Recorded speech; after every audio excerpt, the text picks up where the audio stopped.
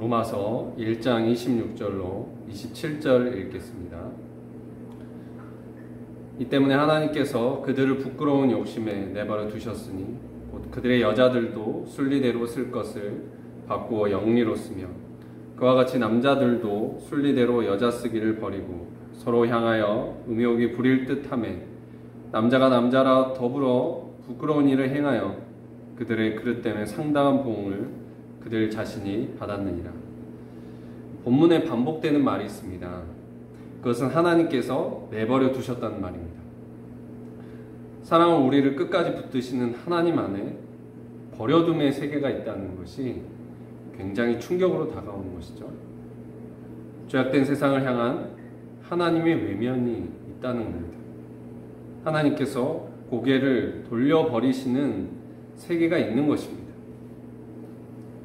왜냐하면 이 세계가 극악해져가므로 하나님도 어찌할 수 없는 세계, 내버려 둘 수밖에 없는 세계가 된 것입니다. 원래 하나님께서 뜻하신 세계란 하나님과 사람과 뗄래야 뗄 수 없는, 나눌래야 나눌 수 없는 사랑으로 하나 된 세계였습니다. 누가복음 15장의 탕자의 비유에서 아버지와 아들은 하나였습니다. 그런데 탕자가 내 분깃을 주소서라고 말하고 아버지를 떠납니다. 이 비유는 하나 되어야 할 아버지와 사랑의 관계를 탕자가 분리시켰음을 말합니다. 하나님과 사람과의 관계가 사랑으로 하나 되어야 할 관계인데 사람이 하나님을 일방적으로 떠남으로 나뉘게 된 것입니다. 탕자의 비유에서 아버지를 떠난 탕자는 허랑방탕하게 살다가 비참한 결말을 맞게 됩니다. 마찬가지로 하나님을 떠난 사람의 삶이란 총체적으로 타락하고 고통 가운데 살아가게 됩니다. 이에 대해 혹자는 아버지가 탕자를 어떻게든 가지 못하게 막았다면 탕자가 잘못 살지 않을 수 있는 것 아닙니까? 하나님께서 사람으로 나뉠 수 없게 하시면 사람은 타락하지 않고 고통받지 않을 수 있는 것이 아닙니까? 라고 반문합니다. 그러나 그것은 하나님께 잘못을 전가하는 말입니다. 하나님의 사랑을 유린하고 하지 말라는 것을 행했던 사람의 죄를 하나님께 전가하는 것입니다. 그리고 하나님의 창조를 깊이 이해하지 못하는 말입니다. 하나님의 창조는 사랑의 세계를 이루려 함입니다. 사랑은 강제로 할 수 없는 것이잖아요. 자유가 전제되는 것이 사랑입니다. 그런데 하나님이 사람을 사랑하시고 스스로 사랑할 수 있도록 사람에게 자유를 주셨는데 사람은 그 자유를 가지고 하나님의 사랑을 배반하고 떠난 것입니다. 하나님이 사랑하면 사랑할수록 가까이 다가가면 다가갈수록 저 멀리 도망쳐 버린 것입니다. 그러면 하나님은 그런 사람을 내버려 두실 수밖에 없는 것이죠. 죄악된 인간은 늘 하나님 앞에 날 좀 내버려 두세요. 내 인생은 나의 것이니 이렇게 도전해 옵니다. 그런데 하나님이 사람을 내버려 두면 어떻게 되는 것입니까? 하나님이 내버려 두신 사람은 어떻게 되는 것입니까? 하나님이 아닌 우상을 숭배하는 것입니다. 정욕의 노예가 되는 것입니다. 정욕이 불붙듯 하는 것입니다. 본문의 사도가 하나님이 내버려 두신 세계를 향해 경고하고 있습니다. 너희 가운데 나타나는 더럽고 부끄러운 죄악의 현상들을 똑똑히 보라고 말합니다. 너희 안에 일어나는 죄악의 현상을 보라. 하나님이 내버려 두신 죄악의 세계를 보라. 우리가 주목해 봐야 합니다. 우리가 사는 시대 가운데 나타나는 심히 부패하고 가증한 죄악의 현상을 보고도 문제가 없다고, 죄가 없다고 말할 수 있겠습니까? 그럴 수 없는 것이죠.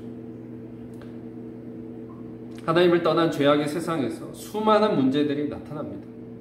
사도는 그 중에서 동성애 문제를 지적합니다. 동성애를 심각하게 바라봤습니다. 왜 그랬습니까? 동성애는 창조의 질서를 무너뜨리는 심각한 죄인 것입니다. 성적 타락이 극으로 치닫게 되면 동성애 문제가 두드러지게 나타납니다. 우리가 동성애 문제를 심각하게 바라봐야 합니다. 오늘 이 시대를 보십시오. 말할 수 없이 많은 동성애자들이 점점 늘어가고 사회에 여러 가지 혼란을 가져다 주고 있는 것입니다.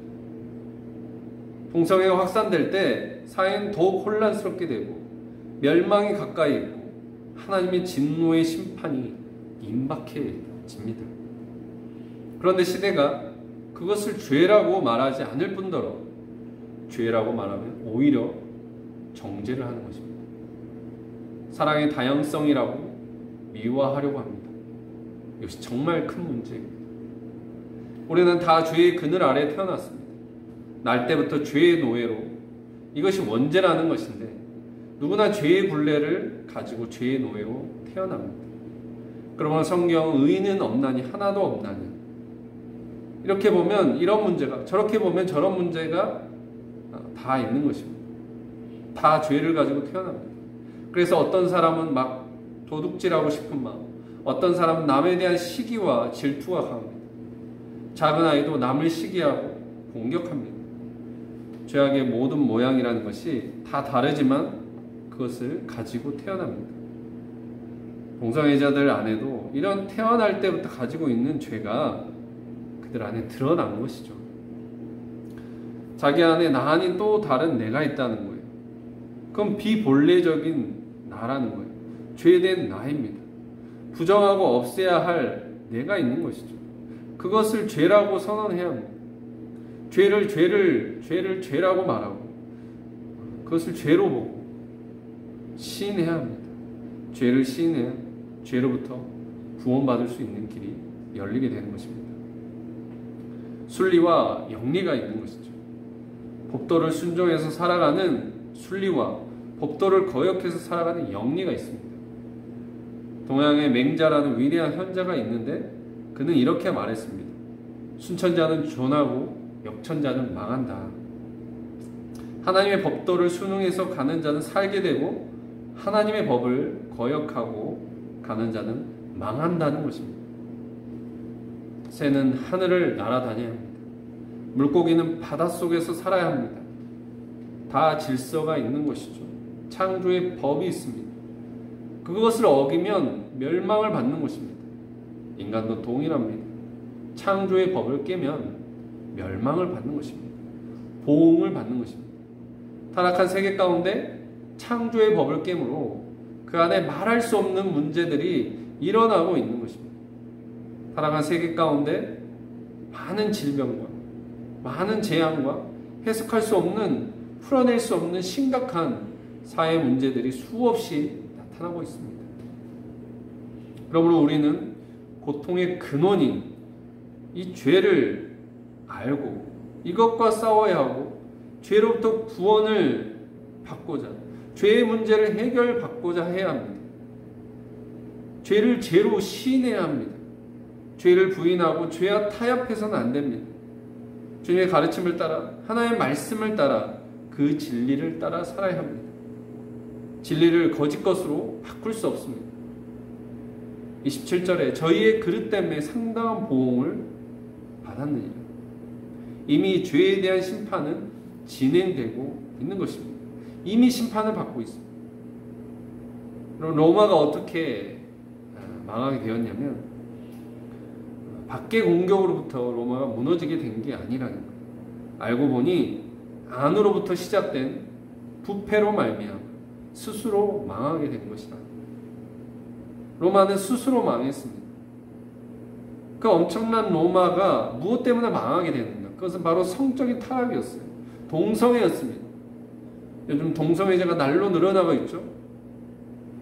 더 큰 문제는 사회와 문화에서 정치를 하는 사람들도 인권을 말하면서 그들의 입장을 옹호하고 그들이 옳다고 주장합니다.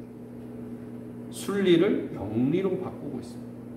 이 죄악의 세계를 보십시오. 형태가 변하지 않았습니다. 같은 모양을 띠고 있습니다. 28절에 또한 그들이 하나님 마음에 하나님 두기를 싫어하며 하나님께서 그들을 그 상실한 마음대로 내버려 두사 합당하지 못한 일을 하게 하셨습니다. 사도가 근본적인 문제를 지적합니다. 저희가 마음에 하나님 두기를 싫어한다는 것, 하나님 앞에 가까이 나가기 싫어한다는 것, 죄악의 모든 것이 다 여기서부터 시작됩니다. 옛말에 근주자적이라고 했습니다. 먹을 가까이 하면 자신도 모르게 검어지며 붉은 것을 가까이 하면 붉어진다는 뜻이죠. 좋은 친구를 사귀면 좋은 사람이 되고, 그러나 나쁜 친구를 만나면 나쁘게 된다는 거예요. 우리가 좋은 사람이 되고자 합니다. 그렇다면 먼저 좋으신 하나님께 가까이 나아가려는 마음이 필요합니다. 자연의 모든 것이 태양을 향해 서려고 하죠. 생명의 근원과 가장 가까운 지근거리에 서려고 하듯이 우리가 생명의 하나님께 나아가야 합니다. 가까이 가야 합니다. 그런데 우리 안에 무엇이 있어요? 우리의 마음에 하나님 두기를 싫어하는 모습이 있다라는 거예요. 진리의 비단에 거하지 않아요. 그것을 피하려고 하지 않는가. 이게 뭡니까? 이게 죄입니다. 이 죄로 말미암아 우리가 버림받는 자리에 서게 된다는 것. 그런 자리에 서면 안 된다는 것이죠. 하나님께 버림을 받는다는 것은 사람이 자초하는 것이죠. 사람이 범죄하고 하나님께서 외면할 수밖에 없는 죄악의 자리에 섬으로 하나님의 버림을 받는 것입니다. 29절로 32절 읽겠습니다. 곧 모든 불의, 추악, 탐욕, 악의가 가득한 자요, 시기, 살인, 분쟁, 사기, 악독이 가득한 자요, 수근수근하는 자요, 비방하는 자요, 하나님께서 미워하시는 자요, 능욕하는 자요, 교만한 자요, 자랑하는 자요, 악을 도모하는 자요, 부모를 거역하는 자요, 우매한 자요, 배약하는 자요, 무정한 자요, 무자비한 자라. 그들이 이 같은 일을 행하는 자는 사형에 해당한다고 하나님께서 정하심을 알고도 자기들만 행할 뿐 아니라 또한 그런 일을 행하는 자들을 옳다 하느니라. 이 죄의 목록입니다. 우리 안에 이런 죄의 모습이 있지 않은지 돌아보아 회개해야겠습니다. 32절에 이 같은 일을 행하는 자는 사형에 해당한다고 하였습니다. 밖으로 드러나는 것만 죄가 아니라 안에서 품는 잘못된 생각과 잘못된 감정도 죄라는 거예요. 그리고 그 죄는 쌓이게 되어 있습니다. 죄의 삭은 사망이라고 했습니다. 죄의 결과는 죽음입니다. 죄로 말미암아 세상은 하나님과 인간과의 모든 관계가 깨어지고 심판의 진노 아래 있게 된 것입니다. 종국의 죽음의 심판이 기다리고 있는 것입니다. 이 시대의 큰 문제는 자기들만 죄를 지을 뿐만 아니라 다른 사람에게도 죄를 부추긴다는 거예요. 본문은 이 시대를 향한 심각한 죄의 고발장입니다. 사도 바울은 죄악된 세계에서 나타나는 죄의 목록들을 하나하나 열거하면서 너희가 이런 죄악으로부터 속히 돌이켜 회개하라고 권면하고 있습니다. 그럼에도 이 사도의 권면을 무시하고 회개치 않는다면 그 인생의 종국은 어떻게 되는 것입니까? 바로 하나님의 준엄한 심판의 자리에서 사형 판결을 피할 수 없게 되는 것입니다.